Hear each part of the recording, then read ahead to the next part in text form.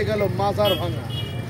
আমি এ ব্যাপারে আজকের এই লাইভ যারা শুনবেন, যারা আলেম আছেন, যারা এ ব্যাপারে মাজার ভাঙার পক্ষের লোক, যারা মাজারকে ভাঙতে উৎসাহিত করেন, আমি তাদের ব্যাপারে কয়েকটি কথা পেশ করতে চাই। আল্লাহ রসুল 13 বছর মক্কা থেকে মদিনাতে গেলেন। এটা আপনাদেরকে জানতে হবে, আল্লাহ রসুল মদিনাতে শুধুমাত্র নবী হিসেবে যাননি, উনি রাষ্ট্রের সর্বময় ক্ষমতার মালিক। উনি মদিনা নামীয় রাষ্ট্রের চিফ জাস্টিস। মদিনায় যেসব বিধান চালু হলো তা মক্কায় চালু হয়নি। মক্কার 13 বছরে হাত কাটার আইন আল্লাহ দেননি। যখন ইসলাম স্বাধীনভাবে প্রতিষ্ঠিত হলো মদিনা নামীয় রাষ্ট্রে, তখনই এলো যে চোরের হাত কাটার আইন। নবী সাল্লাল্লাহু আলাইহি ওয়াসাল্লাম হযরত আলীকে বলেছিলেন, ও আলী, তোমার উপরে দায়িত্ব হচ্ছে মদিনার উঁচু কবরগুলোকে মাটির সাথে মিশিয়ে দেওয়া। আমি আপনাদের কাছে প্রশ্ন করি এবং জিজ্ঞাসা করি যে কোরআন আল কারীমের সকল আয়াত আপনি ইসলাম বিজয়ী হওয়ার আগ পর্যন্ত মানার ক্ষমতা রাখেন না। আজকে যদি আপনাদের সদয় দৃষ্টি আকর্ষণ করে বলছি, চোরের হাত কাটার আইন এটা কোরআন সিদ্ধ আইন, হাদিস সিদ্ধ আইন।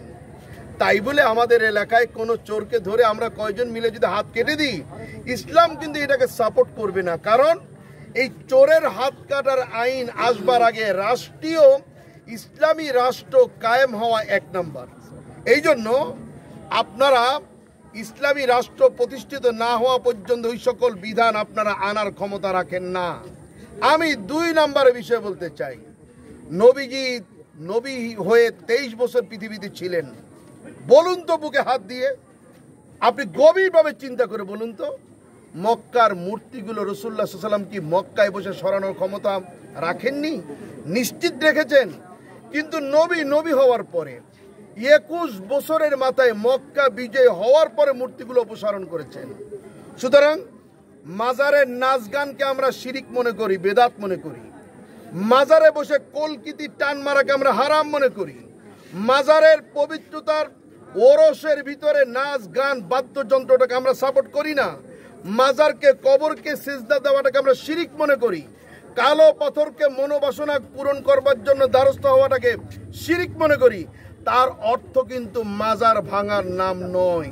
বরং যদি ভাঙতেই হয় মাজার, তাহলে বাংলাদেশে আগে ইসলামী সরকার প্রতিষ্ঠিত আপনাকে করতে হবে। যতক্ষণ পর্যন্ত আপনি ইসলামী রাষ্ট্র প্রতিষ্ঠিত করতে না পারবেন, আপনি একটা মাজারও ভাঙার চিন্তা করার ক্ষমতা আপনি শরীয়ত অনুযায়ী রাখেন না। সুতরাং আমি আবেদন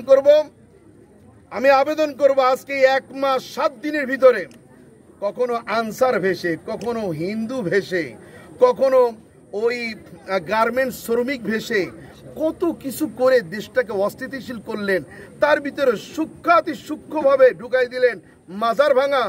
আপনারা শরীয়তের কাজ করছেন না, বরং এই রাষ্ট্রটাকে অস্থিতিশীল করতে, আর এই রাষ্ট্রের টাকা যারা বিদেশে কোটি কোটি ডলার চুরি করে পাঠিয়েছে, এই রাষ্ট্রকে যারা অন্য দেশের হাতে তুলে দিয়েছে, আপনারা তাদের এজেন্ট হিসাবে বাংলাদেশের শান্তিকে নষ্ট করবার জন্য মাজার ভাঙার এই সিস্টেম চালু করেছেন। আমি আপনাদের প্রতি আবেদন করি, যদি আপনারা এ ব্যাপারে কথা বলতে চান, আমি লাইভে আসব। লাইভে এলে আপনারাও সামনে আসেন, কারণ আল্লাহ রসুলের বক্তব্য আপনারাও যেমন জানেন, আমরাও কিন্তু তেমন জানি। রাসূলুল্লাহ সাল্লাল্লাহু আলাইহি ওয়াসাল্লামের বক্তব্য দিয়ে আপনি খান জাহান আলীর মাজার কেন, খান জাহান আলীর কবর কেন, বাংলাদেশের কোনো কবরের একটা ইট খোলার ক্ষমতা আপনি রাখেন না। আসেন আজকের থেকে আমরা সিদ্ধান্ত নেই, এই দেশ আপনার, এই দেশ আমার, এই দেশের শান্তি শৃঙ্খলা স্থিতিশীলতা বজায় রাখবার দায়িত্ব এদেশের আপামর জনসাধারণের।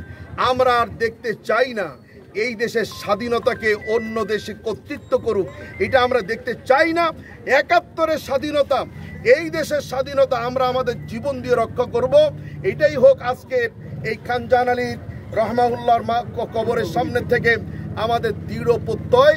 সুতরাং যারা শরীয়তকে সামনে করে নিয়ে কবর ভাঙার এই সিলসিলা চালু করেছেন, আমি অনুরোধ করি, আবারও অনুরোধ করি, দেশের শান্তি শৃঙ্খলা নষ্ট করবার জন্য কারোর এজেন্ট হিসেবে কাজ করবেন না। আসেন আমরা দেশটাকে ভালোবাসি, সামনের দিকে এগিয়ে নিয়ে যাই।